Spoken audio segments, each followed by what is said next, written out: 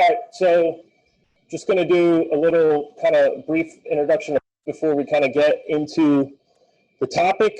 I've been doing IT and really business processing stuff for about 20 years.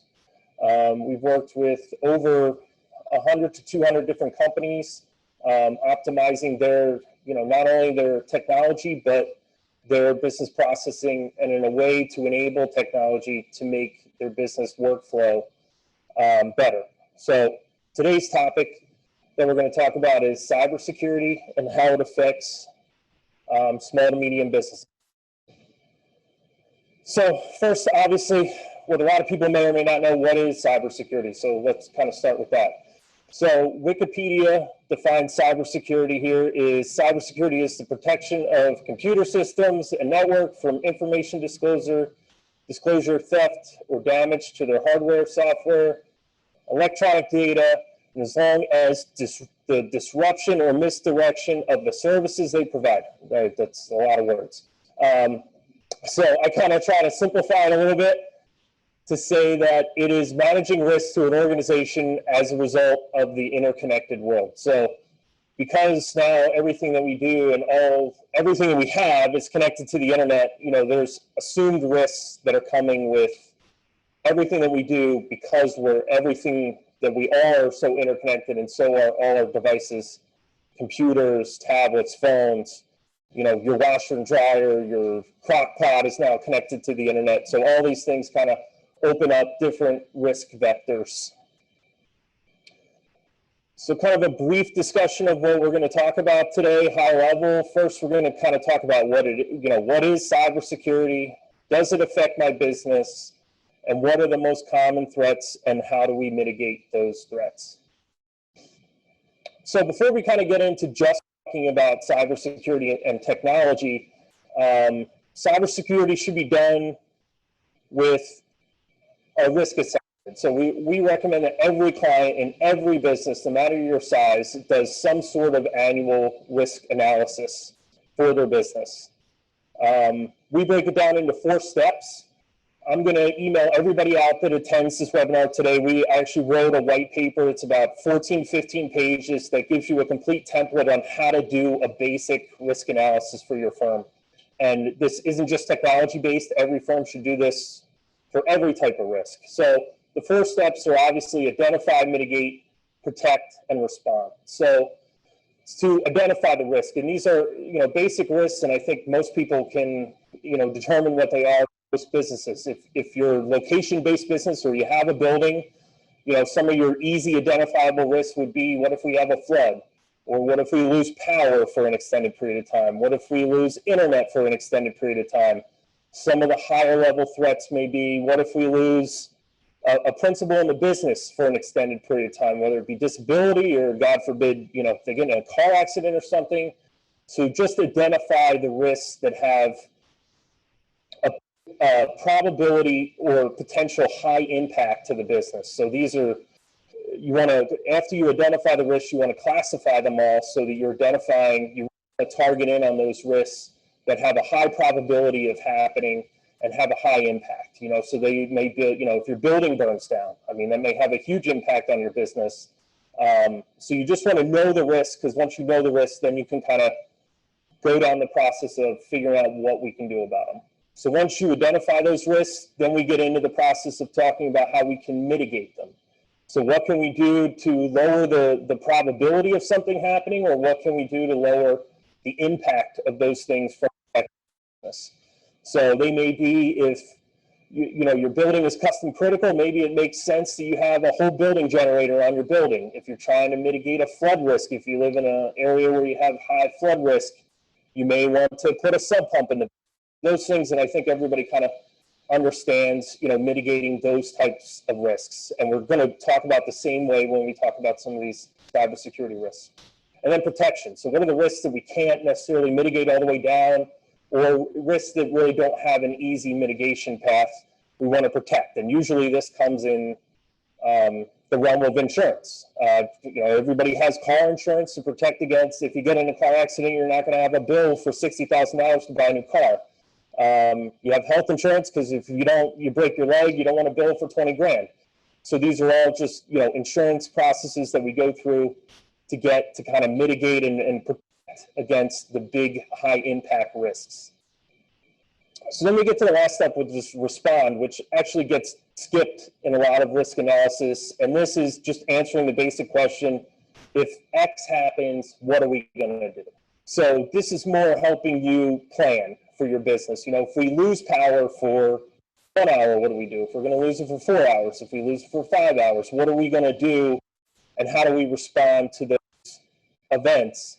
And creating policies around those events so that the employees and everybody that's a stakeholder in the business knows what those plans are, so that in the event they have them, everybody's not running around with a chicken with their head cut off, trying to figure out, you know, what do we do, and you know, who do I talk to, and those types of things when these major events happen.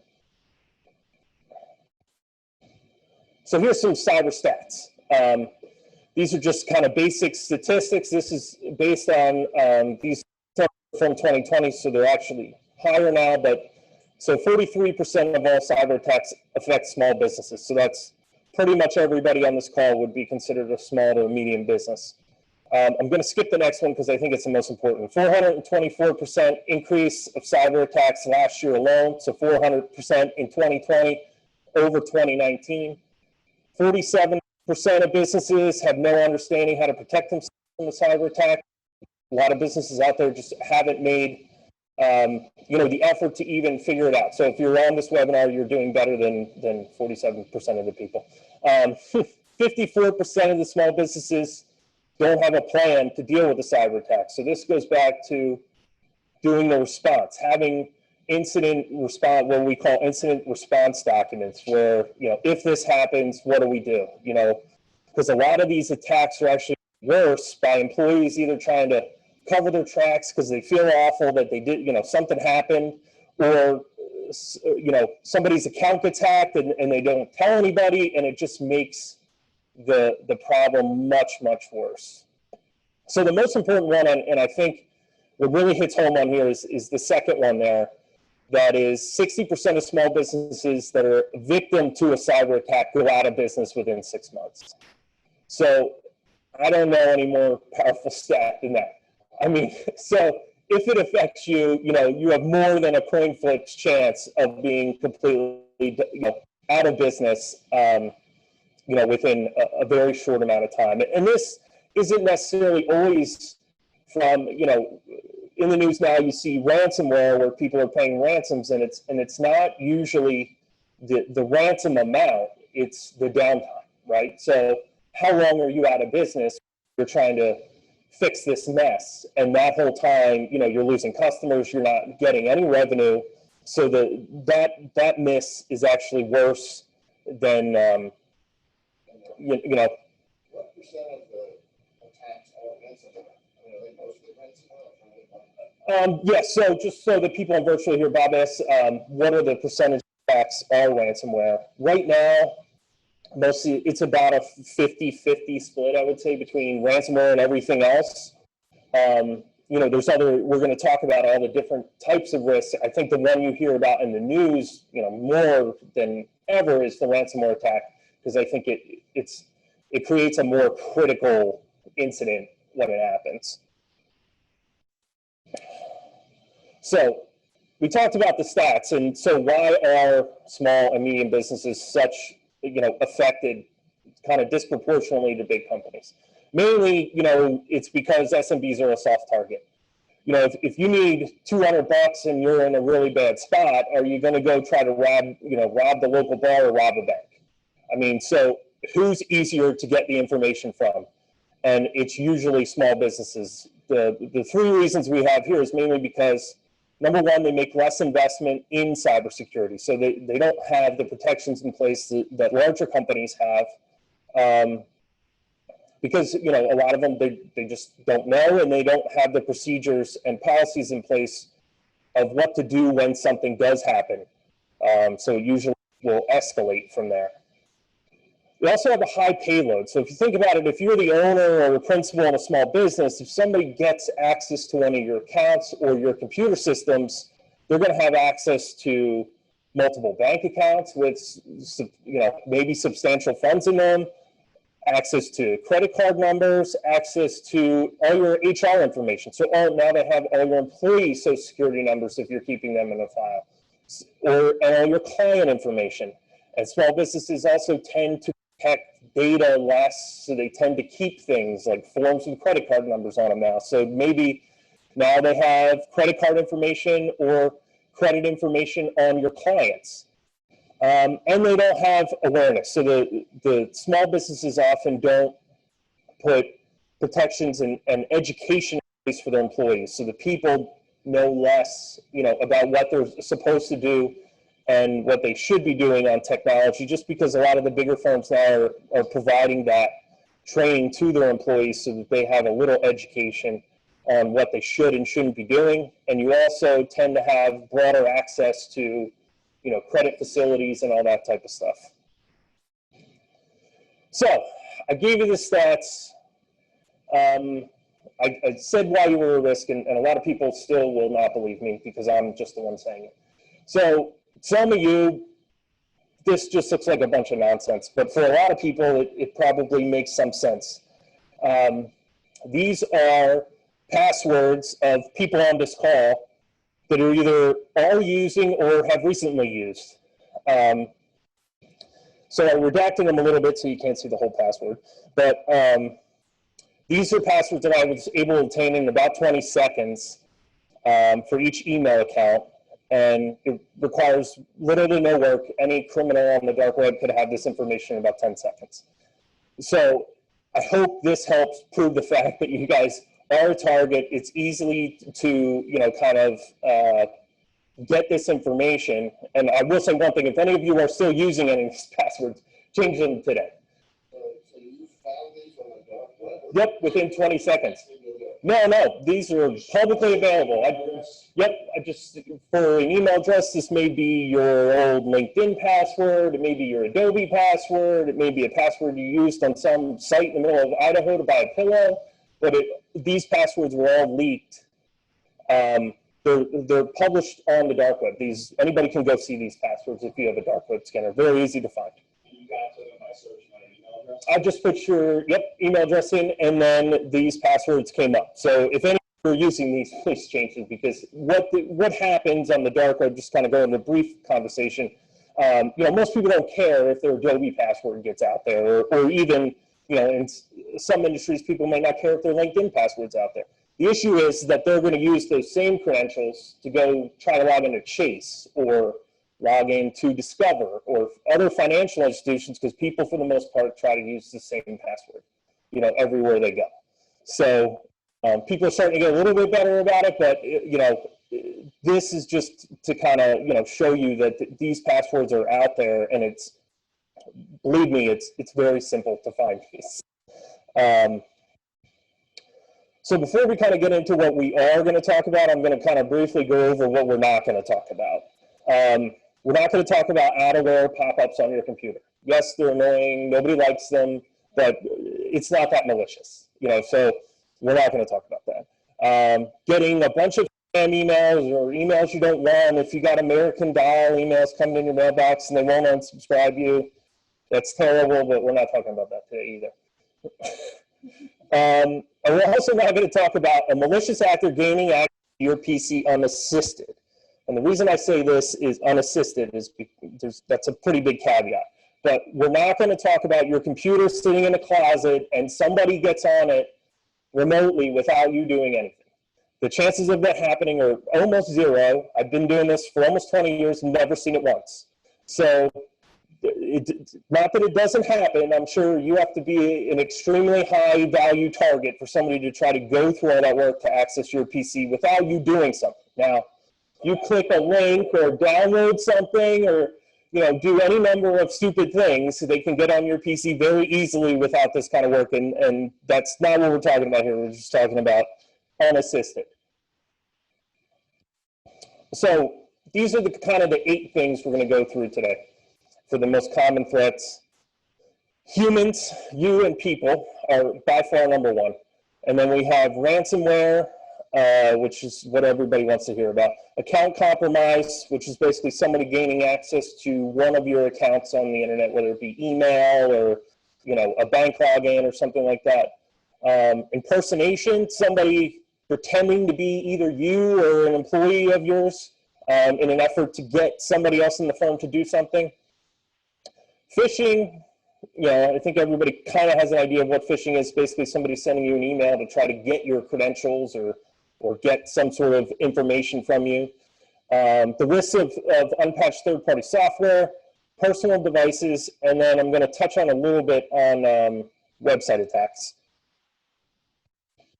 So the most common risk, and the one that I won't say is the easiest to mitigate, but is the one that everyone should focus on, is people. You know, the number one risk in cybersecurity is humans. It's everybody on this call. You can put in the best technology in the world, but if you have a persistent user that is dead set on clicking a button, they will eventually figure out a way to click it. You know, so really, well, you know, employees every day when they sit at their computer, they're constantly prompted with, you know, hey, should I click this? Who is this email actually from? Do I know who sent this? Should I download this file? Should I enter my Microsoft 365 credentials into this box? You know, and what do I do when I think I did something stupid? You know, so those are the things, you know, by far, you take anything away from this, the best investment you can make is just educating your people. Now, you know, we believe, and most of the industry now is moving, that every firm should have some sort of annual security awareness training in place. That will cost you a lot of money. Now, if you don't, not a lot of money, a little bit of money, but if you don't, even if you don't make that investment, just sitting down with your employees and kind of going through, you know, just ask, you know, tell the employees, if you have a question, you know, I'm not going to be upset if you send me an email and saying, should I click this? You know, and I know, you know, we don't care, and most IT providers don't care if they get an email from one of our customers saying, I don't know, like this looks a little hairy, should I do this? You know, so the number one thing you can do that's not going to cost you anything is just tell your employees to just, you know, if you have a question, ask before you do it, because that 10 seconds of them asking worth your time investment of, you know, you ending up with ransomware or their email being hacked because they clicked or put something in that they shouldn't have. So definitely just, you know, open up the dialogue and just ask people, you know, just that, you know, there's no backlash if they just simply ask a question.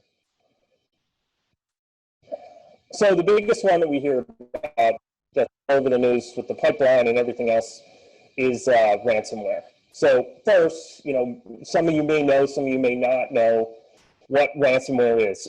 So the easiest, simplest explanation I can use is if you think all your data and all your important files for everything in your company is in a big safe, an impenetrable safe. You can't blow it up with a nuclear bomb or anything. The only way you can get the stuff is in and out of the door, and it's locked with a PIN code. Every day you use, you know, your password to your PC, or in this example, we'll just say it's a 4-digit PIN code. You put in 4321, you get your files out, you edit them, you put them back, no problem. What ransomware is let's say somebody gets malicious access to your safe, and now they change the password to be 256 characters, letters, and numbers. So they have access to the only thing in between you and your data, which is the door and the PIN code of the lock. You can't get in there. And now it's a password that's 256 characters, it's letters and numbers. And then when they leave, after they change the password, they put a note on the safe door that says, hey, if you want this PIN code, call me. You know, it's going to be $1,000, $5,000, $10,000, $1 million, $5 million, $10 million, whatever the number is, usually based on your company size and your ability to pay, and I'll give you the PIN code. So that's kind of what ransomware is. So they use a legitimate process of storing your stuff securely in an encrypted state. They use it maliciously to basically lock you out of access to your information. So what do you do? So usually they get in through an email, or you download a malicious file, or, you know, somebody sent you a file that you thought was good and it had this packed in there. We used to see this all the time when people would download illegal software, where they would package malicious software into, you know, when people think they were getting a free version of Adobe for, you know, $0, and they would just put this crap in there. So how to mitigate it? Number one is you want to make sure that you have software on your computer that protects you against ransomware, is really where we ended up right now. So in the past, one of the second steps you could use is a backup, right? To if you get hit with ransomware, you'd be able to put all your files back and not worry about it. And that still helps in mitigating the problem with getting back up and running from ransomware. The issue is that they've kind of now escalated the threat.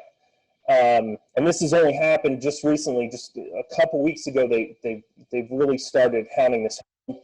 They hacked a police department a couple weeks ago, and they ransomware the entire police force in Georgia.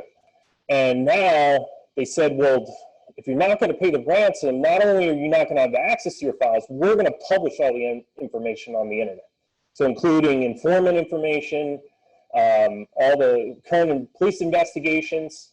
So where a backup will help you get out of the risk of losing all your stuff, it does nothing that you know, those people now have access to all that information and can readily, you know, their threat now is that we will readily publish it.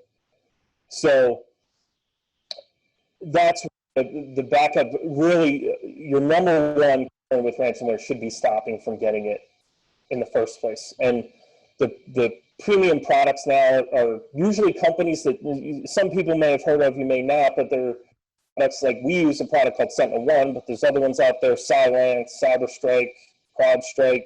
They have, you know, newer companies. This typically is not your Norton, McAfee, you know, Kaspersky, AVG, you know, these AVs that companies have been using for years. Most of them do not have the type of protection to stop ransomware, mainly because they're static programs. So a lot of people don't realize, but AV works on kind of like a static environment. So when you see the little thing that says it's updating, the problem is that there's a huge file on the internet, has millions and millions of records on it.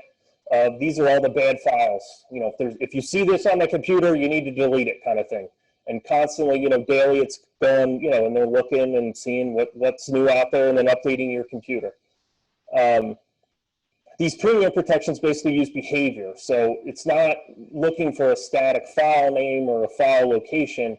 It's basically looking for what a program that's running on a computer is trying to do, and then it'll shut it down based on that. And they also have protections in there where it'll disconnect the computer from the network if it believes it's infected with ransomware. So worst case, you lose, you know, one machine. Now, if you're a small phone, that may, you know, still kill you, but at least it helps you remove it. And they also have what they call version, you know, the storybook, they call it. So if a file gets infected and it goes and changes 20 files, and then those files go and change 4,000 files, it gives you the ability to easily roll back all those changes to the point at which the ransomware came into effect without having to restore from backups or any of that other stuff. And then the last thing when it comes to ransomware is you got to have a response plan. So in the off effect, we do get this. What do we do? And this is pretty important because you really want to hit this home to employees. If they think they have ransomware, you don't want them to just say, oh, crap, and they walk away and go have lunch. And now that computer now has infected everything on the network. Because the best thing you can do is get it off.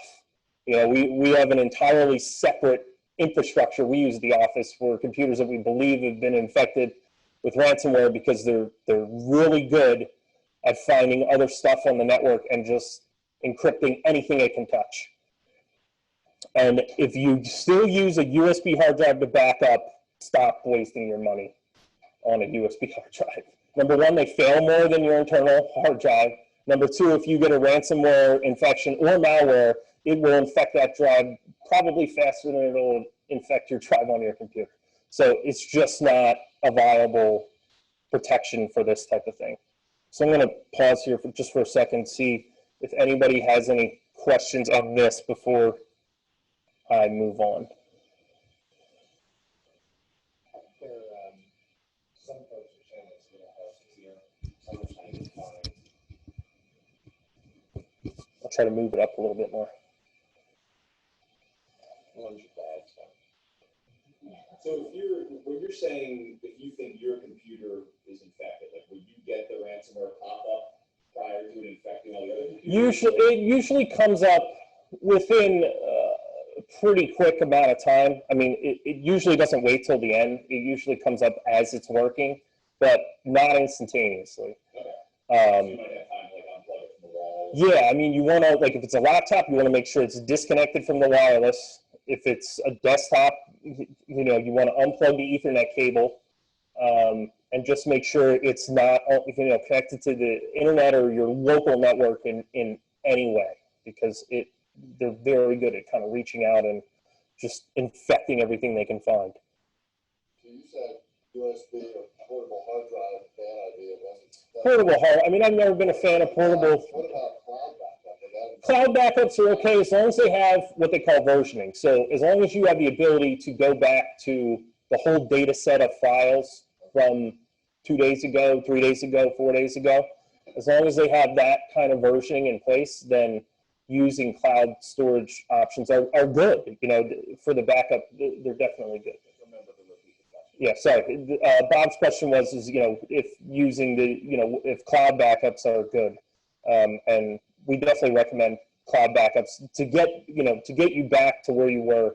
A cloud backup of ransomware, or even, you know, your whole building burns down, or, you know, whatever, you know, the computer completely dies, the cloud backups are very good at protecting against that kind of stuff. How do you know that it's a true ransomware email? Because there have been some that we've seen that. Yeah, I mean, so Renee was asking, how do you know if you really have ransomware? There are some places that we do see a lot of what they call like tricky, you know, they try to trick people. That will basically be like a bogus website that comes up at some point because you were browsing around, and a thing that comes up and says, oh, well, we're in fact, you know, if you don't pay us this month, you know, and there definitely are like these copycat websites out there that try to make you think you have ransomware. There's not a whole lot, you know, an end user may be able to spot, you know, if it's real or if it's not. One of the easiest ways is typically the ransomware notes from the ransomware companies are not in a web browser. They're typically in Notepad or some other type of file that actually opens on your machine, not a browser window. But it's, you know, it may be difficult for, you know, an end user to distinguish that. I would say if there's a 1% chance, call somebody, you know, and ask, you know, and turn, you know, you can take the mitigation effort, turn the computer off, you know, and, you know, it's better to be safe than sorry. You know, so you know, we're not going to ask anybody to try to make that determination on their own. If you think it's you or you think it may be the case, just ask somebody. We can typically, most IT providers will kind of be able to tell based on what you're seeing on the screen if it's legit or not. But there are definitely like copycats out there. Now, if it's somebody asking for $30 or $35, it's not ransomware. You know, I mean, there are these you know, hey, you know, you got all these, we do see them like with the adware, you know, there's all this crap going on your computer, and give us $29.99 or $39.99 and we'll tune it up. Like, that's not ransomware, that's just somebody trying to sell you a crap program. So, but that definitely does happen. Anything else, or we good? The question came in, turn the computer off, or best to pull the Ethernet cord, and I said turn it off. Turn it off, yeah, definitely turn it off. And he's thanking you because the next one is account compromise. So this is kind of a broad subject, but this is anybody getting access to any of your accounts. So it could be your email account, your LinkedIn account, your Facebook account, any of your social media accounts, your credentials for your bank, your credentials for, you know, any various sites. So when your account, you know, kind of becomes compromised, somebody has access to it. Now, there are some things that happen that people think their account gets compromised, and it's not really the case. So if somebody in your firm, and this happens all the time, I actually got a note from somebody yesterday about the same thing. If somebody gets an email that says it's your name, but it's coming from, you know, bobsmith@gmail.com, your account hasn't been compromised. Essentially, what's been compromised is your company organizational structure. You know, so and this mainly happens if your company publishes it. So one of the downfalls of having the team thing on your website is if they can see who the owner is, who the controller is, who the employees are, now they know exactly how to figure out who to target. You know, so I know everybody publishes it now. It's a cool thing to do. Everybody wants to tell their story on the internet, and it's cool. But just realize if you publish your kind of direct company infrastructure on the web, people can exploit that very easily. You know, and we see it all the time with, you know, hey, Bob, I want to give some company, you know, gift cards to some of our sales reps. I want you to go to the Apple store and get 4 $100 gift cards, or, you know, go get 4 Visa gift cards from Wawa because I want to give them to some of our clients. And depending on how the company works, I mean, some companies, they get that, they're like, this is, you know, he's never asked me to do this. But in some companies, like, that is not that far outside of their normal operating, you know, so they get questions. And what's funny is a lot of times they call us first, which is nuts. But like, the employee will call us and be like, hey, you know, the owner said that I should be going. It's like, well, did you call him? Like, how about you just call him real fast? You know, but you know, employees don't want to feel like, you know, that they're stupid because they're asking a question. You know, whether they should be absolutely doing it or not doing it, you know, they feel like they're out of place. So you do want to make sure that, you know, your account isn't compromised if the email isn't coming from you. So, and there's ways, you know, that kind of goes back to the education piece on training employees and people on how to recognize who the actual sender of the email is. And it's not always the name that shows up in the thing. You want to look at the actual email address to see where it's, you know, where it's coming from. And what do, you know, if your account does get compromised? I mean, we do see it where, you know, somebody's email gets, you know, compromised and they're sending out, you know, thousands of emails. Number one, you want to have something in place, and this is the most important thing, and it's completely free on almost anything now, is use two-factor authentication. And yes, it sucks. It's annoying. Nobody wants to use it. Everyone hates it. We get questions all the time about, can we turn this off? And the reason is that it is very unlikely that anybody compromises an account, especially when it comes to small, medium business that has two-factor authentication. Because it just goes back to, you know, these criminals are criminals, but they're running a business, right? So they have revenue that they get from these, you know, either ransomware or phishing attacks, and then they have expenses. If you make it harder for them to get into your account, they're just going to find the next guy who it's easier to get into. They have infinite number of customers. So they're very quick to move on when they realize that it's not going to be easy. So it's completely free, and almost anywhere you can turn on 2FA now for anything. And you know, I understand that people hate it, but it is one of the best things you can do for security for your accounts, and it costs you nothing. The other thing I would say on the credentials is, if, you know, using password management tools now is very popular, and a lot of people are doing it now, and it's a great way to create extremely complex passwords that people can't guess. Definitely don't use your same password, you know, over and over again. There's plenty of these password tools out there, and they're very cheap. Yeah, we use Passportal. There's LastPass. There's Passly. There's a bunch of them out there, and they're, you know, they all have great benefits, and most of them are between like 20 and 50 bucks a year. So that's a great way. So and don't use the same password everywhere, you know, and don't add a 1 or an exclamation point, think you're smart. You know, don't use the same password everywhere, or even the same version of the same password. Yeah. Has there been any situations where those programs have been compromised? Not really, no. Yeah, so Dave was asking if any of the password companies have been compromised, and as far as I know, I don't know of any incidents where any of them have been compromised yet. Now, will that forever be true? Who knows? But I will say that they almost all the ones I know of, definitely all the ones I mentioned, store everything encrypted. So the likelihood of anybody accessing the information with the encryption key to be able to decrypt the passwords is very unlikely. So if they were to get attacked, the people would basically get what they call uncracked passwords. So they get the encrypted version of the password, which is essentially like useless. So they'll get the, your name, address, and email address, and unfortunately in today's world, like your name, address, and email address is public information. If you think that's not available, you're wrong. So is there any questions on the kind of account compromise stuff?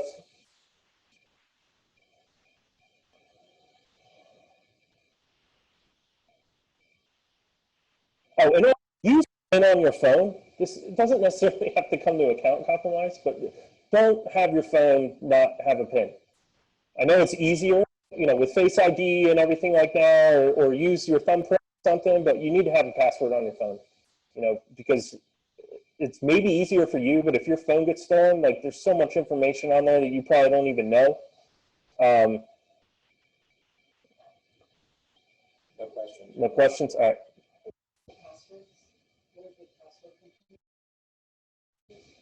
For the password, the companies, Passportal, Passly, LastPass, Dashlane, I think it's called.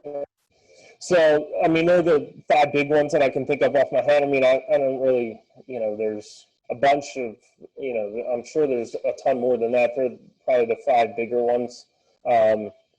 Just basically their browser extensions. So when you set it up, you'll put you'll click a button, it'll generate a complex password for you, and then it just gets saved. And then when you go to that website again, you just hit a button and it puts in your username and password. You never have to see it again. Like, I couldn't tell you my password for 90% of what I use. Like, if somebody actually needed me to give them the password, I would not know what it is. So they're great tools to kind of, help keep you, secure.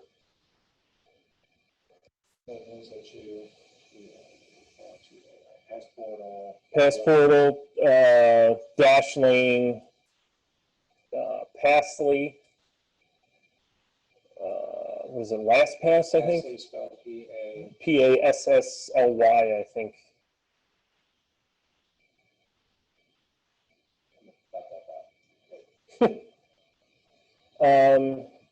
So the next one is impersonation. So this is what we were talking about earlier, where somebody pretends to be you. Could be you or be somebody else in the company, and they're trying to elicit somebody else in the company to do something, right? So how do you mitigate against, somebody pretending to be you? Number one, you want your employees to be able to spot who the email is actually coming from. So be able to know the email address it's coming from. So if it's not your email address, it's not you. So that's just kind of an education piece. Also, the external email flag, that's very helpful in this case. I know we're going to be going through, we were kind of just finishing our testing internally before we kind of rolled it out to all of our clients, but I know a lot of people are putting it in now. You see it on the big banks. It's basically a flag that comes up on every email to tell you that it's coming from outside the organization. So it's not from whatever company you are. With the PV Chamber, it's not a pvchamber.net email address. So it's basically just helping you and helping your employees be notified that this email came from outside the company. So it helps alleviate some of that. And also, you want to have analog processes in place for anything that could be a high impact for your business. So if you're in a business where you're typically transferring money, whether it be a wire or an ACH or somebody's making large credit card payments or something like that, you want to have an analog process. And this is, may sound weird in technology webinar, but pick up the phone.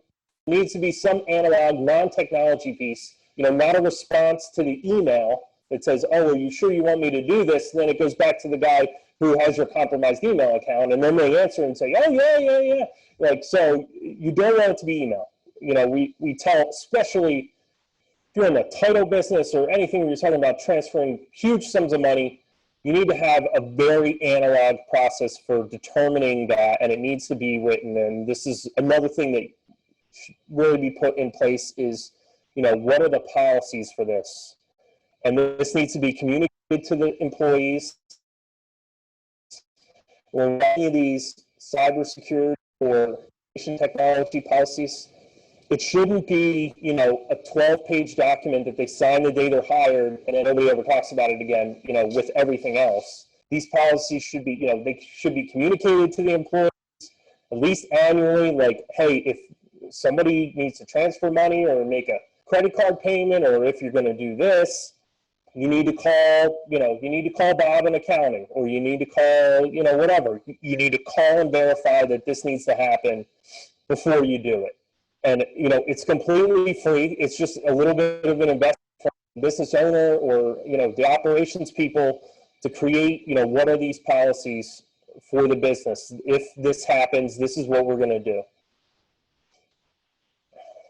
And another thing with the account compromise is that you should be having your logins monitored by somebody. You know, we use a process that if your account has what they call an impossible login, where if you logged in successfully from Pennsylvania and an hour later your account was logged in from California, there's a problem. You know, there's no physical way right now that you could be in Pennsylvania and then be in California and successfully log into your email account. So you want that type of monitoring in place so that if any of those types of things happen, you can kind of cut it off and create a process where all the accounts, you know, basically everybody gets logged out and they got to log back in. So before I go on to phishing, was there any other questions on the impersonation stuff? There's nothing coming up. Okay. So it should be good. So phishing.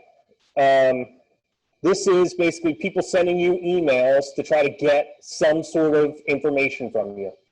It could be, you know, they're sending you a thing, hey, you got to log back in your email or we're going to shut down all your email accounts. And then the link, it goes to a site that looks like your email company, and you put in your username and password. Now they have your username and password, and then they start doing all kinds of weird stuff. It may also be, hey, we need you to relog into your Amazon account. You know, we're going to shut down your Amazon account if you don't relog into it. And then they click the link and they put it in. Really, the best defense against phishing is by far just educating people on what they should and shouldn't be doing to look for in those types of attacks. You can also have email protection. Microsoft offers it. There's a program out there called Inky. There's a whole bunch of these different email protection things you can put in place that basically will screen out the majority of those phishing attacks. And then also replace links, like the Microsoft Defender product. What it does is it scans every email in an email, you know, that comes in, every link in the email before it gets delivered to the mailbox, and scans it, make sure it's not going to go somewhere malicious. And if it is, it basically removes, you know, quarantines the email or removes the link so it doesn't even ever get delivered to the you know, employee, the end user. So there is some protection you can put in place, but by far the easiest thing to do is to make sure that your people, you know, have some semblance of what they should and shouldn't be doing. Here's just kind of a brief, you know, two kind of examples of how these things show up, and they do a really good job at making sure that they look real. You know, they use the logos, they use the same color scheme, they use the buttons,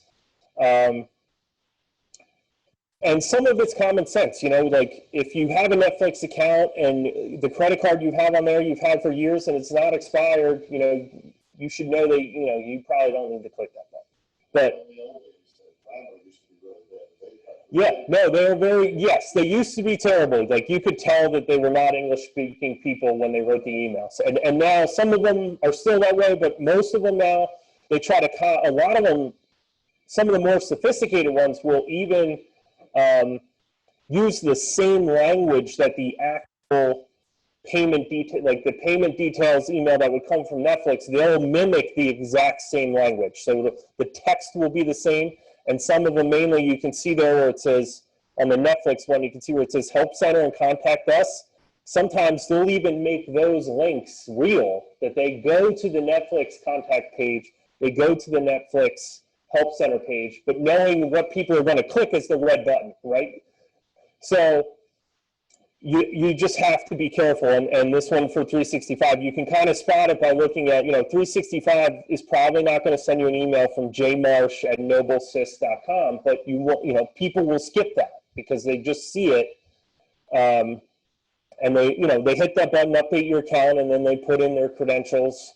And now, those people have access. And now with everything moving towards more of the cloud, now they have access to your email. They may have access to all the files in the company now because if they're using SharePoint or OneDrive, they have access to all that. If you're using Teams, now they have access to contacting everybody that works in the company via chat or whatever. So, these are things that, the best way, you want to protect yourself, use some things to try to screen as much of this out. And if it's in your junk mail folder, it's junk. Like we get through them all the time. This was in my junk mail. Is it really, if it's in your junk mail folder, unless you explicitly went to a website to like reset your password or something and then went into your junk mail folder, if these types of emails are in your junk mail, they're junk. Like it's not an accident. And there's not very many instances legitimately where most of these companies are going to email you to say, oh, well, we just need you to re-log in. Like there's some sort of process that you need to do. It's just that likely. Any questions on the phishing stuff? The only thing that came up when I responded was that, somebody was pointing out, hey, Microsoft, Amazon have been heavily phishing. Yeah. I say it's important to remember they can't hear make products. Yeah.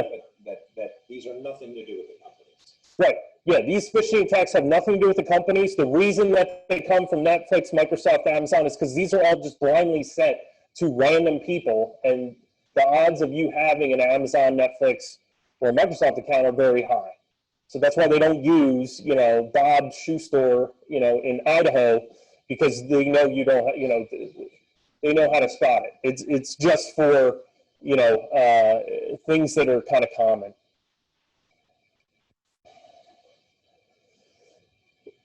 So third-party software.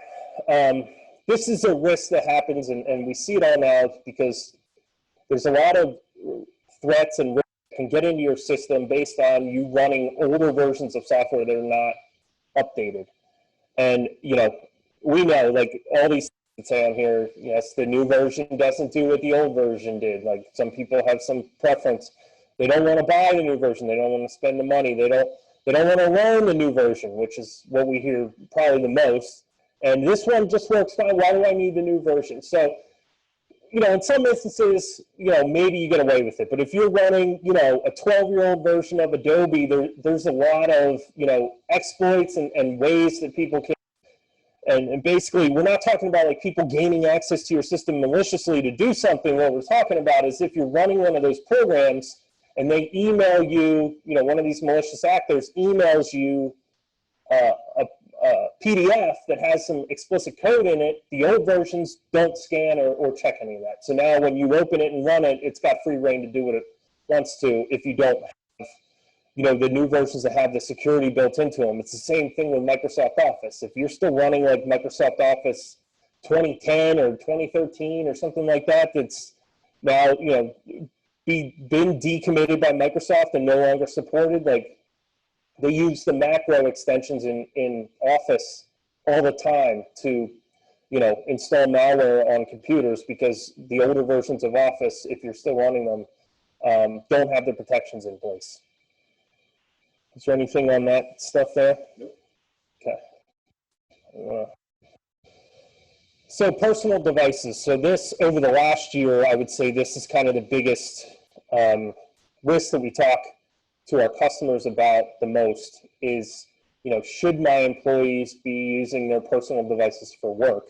And it's kind of a loaded question, and it really depends on how comfortable you are with your employees and how they're protecting their own systems. So, things to consider is, would you let them download data from your company onto their personal computer? Can they download things from whatever cloud storage platform you're using?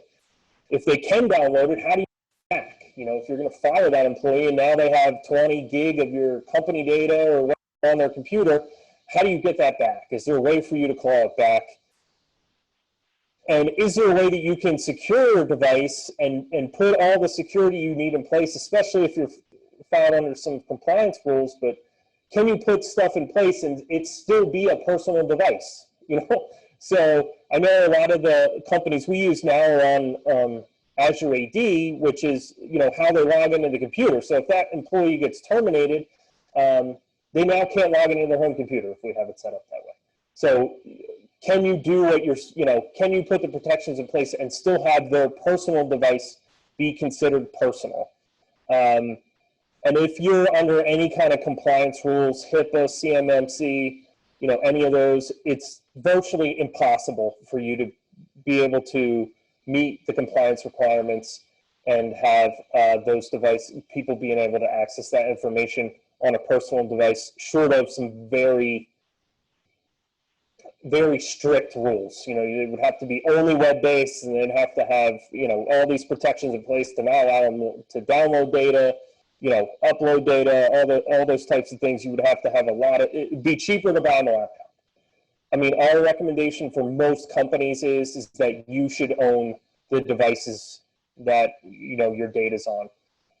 If you are going to do it, if you know, your business isn't super, you know, doesn't have a bunch of personal identifiable information for other people, there may be some ways around it. But you want to make sure that you have complete control over your data, because that your data is not only your biggest asset to your company, but it's also your biggest liability. You know, a leak of that data is critical. You know, if that happens, if you have to notify all of, you know, every single customer that, you know, maybe some rogue employee downloaded, you know, all the customer information to their personal laptop, and that laptop got stolen and we can't get that information back, you know, that's just a risk that just isn't worth taking. So since COVID, you sent all your employees to work from home remotely, taking their company laptop with them. Yeah. Is there a risk with them hooking into their own network to connect? Yeah. So Bob was asking, you know, with COVID, is there a risk of people taking, obviously, corporately owned devices and taking them home and hooking them into their network at home? There's more of a risk than there is at the company, because at the company, you're probably going to have firewalls and stuff like that in place. But as long as firms are you know, they're having good endpoint, you know, antivirus and malware and ransomware protection on the devices, as long as they have, you know, the logins to those devices are reported back somewhere, and then they have an ability to do a remote wipe, that's critical.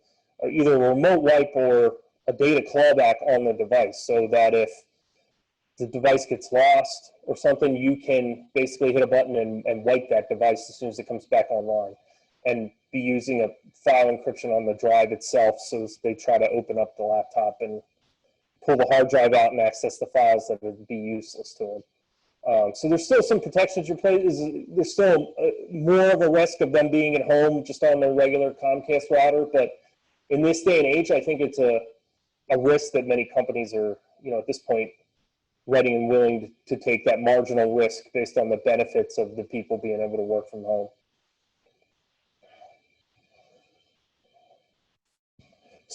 So here, website. It's kind of, I don't know if it's directly falls under cybersecurity, but it's definitely something that we see, you know, happen a lot. You know, so your company website gets hacked.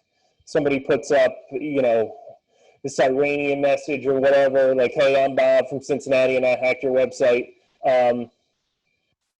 Most of these, some of them are just annoying. Like, they put this up here just to kind of do it. Sometimes they'll try to put code on there, you know, to do something, you know, malicious.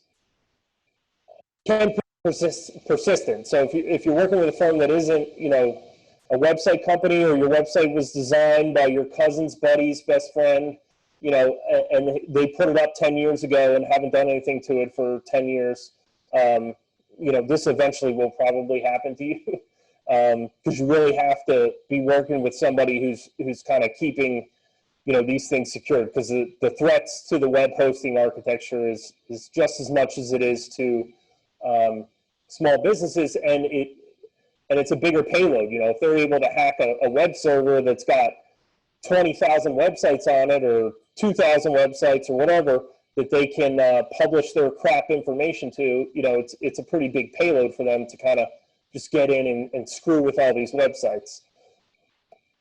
So you should just, you know, make sure that you talk with your web hosting provider at least, you know, every couple of years. You know, don't let it go 15 years and then have this happen to you, because it doesn't look good for your business, obviously. If somebody goes to your website and see this, the odds of them doing business with you, I got to believe, is like next to nothing. So, you know, and when we talk about this too, like, make sure in today's day and age, you are not using a Gmail or a Comcast email address for your business. Like, nobody wants to see that. And we know that those companies are not doing, you know, hardly anything as far as security goes to protect you. And if you're in any kind of business with compliance, you are way out of compliance if you're using an AOL or a Comcast or a Verizon email address and communicating anything that's personal to someone else. Those, you know, the email is free for a reason. So the biggest, you know, I just want to kind of briefly go over this. I know we only got a couple minutes here, but you know, the biggest takeaways is, you know, training.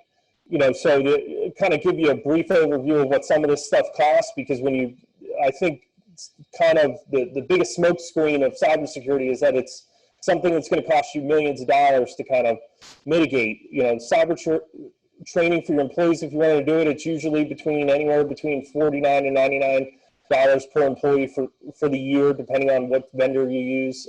There's, you know, a lot of, you know, there's tons of companies out there that do cyber training. Ransomware protection from the, you know, the big five, I would say, is going to run you anywhere between $60 and $99 per endpoint per year. 2FA on all your accounts is absolutely free. So put that in place today. Creating the policies is just your time. You know, so figure out, you know, if we get a ransomware infection, if we don't have internet. You know, I remember when I was a kid and we used to go to the bus stop, we'd all be looking at our watch. If the bus doesn't show up by 8:20, we all get to go home. You know, so if you create the policies, hey, you know, if you're sitting at the office and we don't have power for 4 hours, you know, in 4 hours you get to go home. You know, so you don't want to have it. You know, we see it all the time where maybe the principal or the owner of the company isn't there and they've lost power and you got 10 people sitting in the office just twirling their thumbs, you know, especially now with COVID, when everyone has the ability to work from home. You know, when you have these instances where you lose power, lose internet, you know, or something else going on with the building, or, you know, it's a bad snowstorm, you know, people can easily work from home, but you need to develop the policies that say in which cases that's going to happen. And also make sure your software is up to date. I mean, in most cases, you know, if you're not working with somebody who's doing the updates for you, don't keep hitting the skip button on the updates for the software.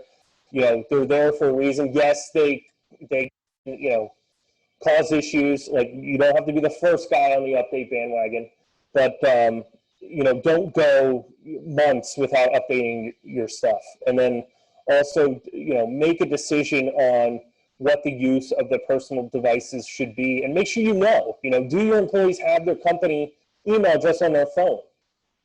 Some of them may have it and you don't even know. Because if they have their username and password for their email, it's very easy for them to set it up on their phone. And if you're going to allow that, you want to make sure that you have a way to you know, quickly shut that off, or delete the data off of, just the company data off their phone. You don't want to be in a situation where it's like, well, we got to reset Bob's phone. Well, if it's Bob's phone, he probably doesn't want to lose all his kids' pictures and his games and all that stuff. So you want to set it up in a way that you can, just call back company information on all that stuff.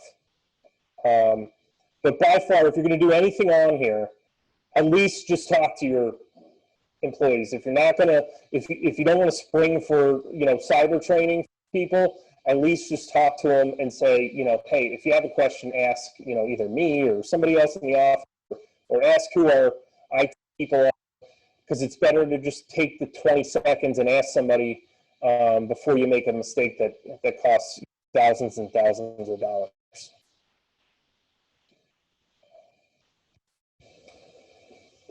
Any other questions? 11:01, that's pretty good. Say a little bit about what your company is. Yeah, so Bob wants me to talk about myself, which, I don't like doing, right? But, yeah, so we're a technology firm. We kind of, in the past 15 years, we've worked with companies on enabling technology to make their business better. We don't believe that IT should be an expense. It should be an investment, and you should be seeing the ROI either in risk mitigation for any, these things we talked about, or an ROI in making your workflow for your business better. I mean, can people communicate better? Can they do the job better because of the technology we put in place? And we always try to make sure that, our clients understand what they're paying for and what they're getting it and why we're recommending that they do what they, should be doing. Anybody have any other questions? Give them a second. Nobody's typing that fast.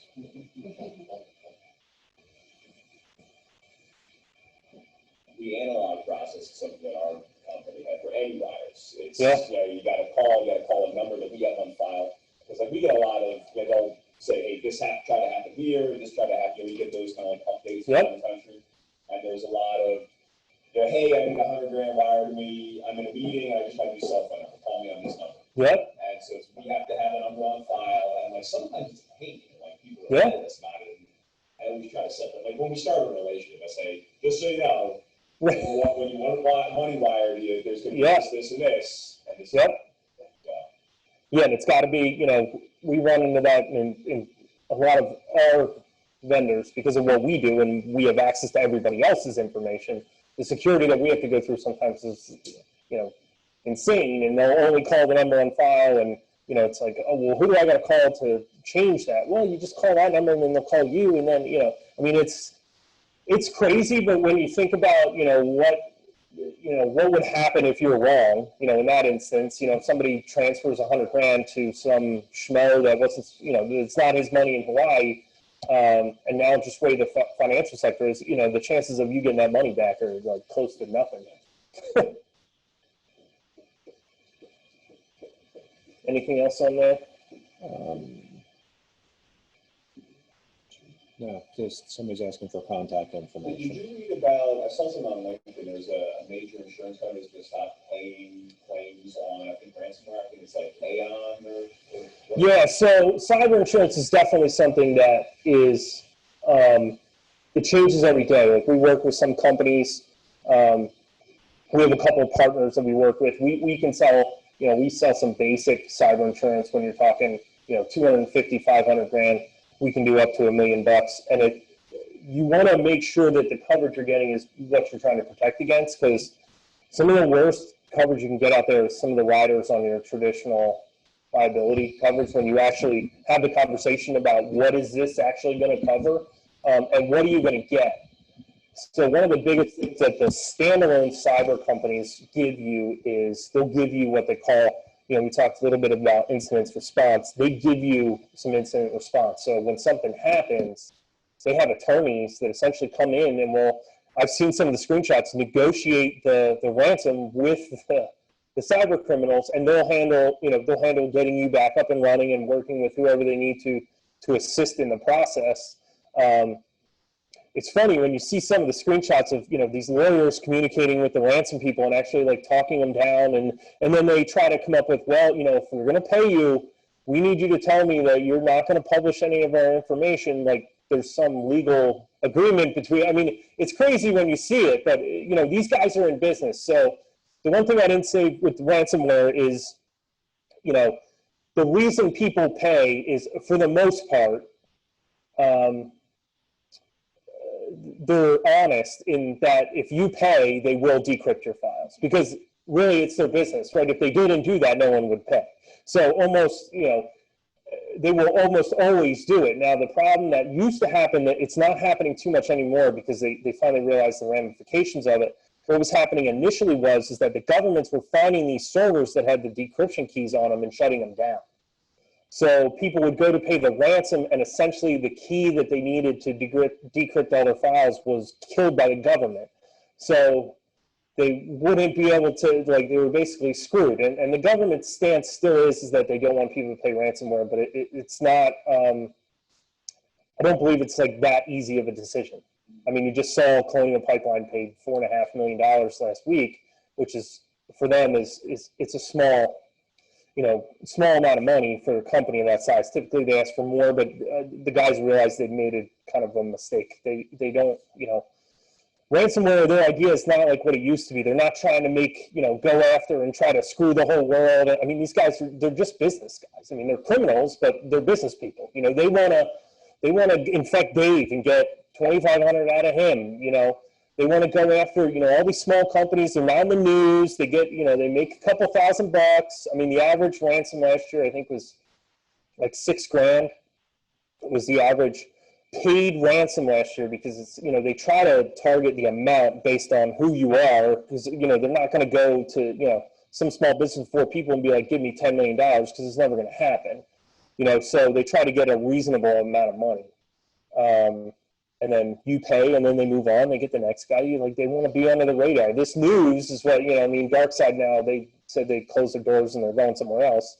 But, they don't want to be, the headlines is not what they're looking for. They want to just stay low, make their money, and don't be bothered. Anything else? Good? All right. Well, thank you guys. Thank you guys for coming. Thanks all the people online for showing up.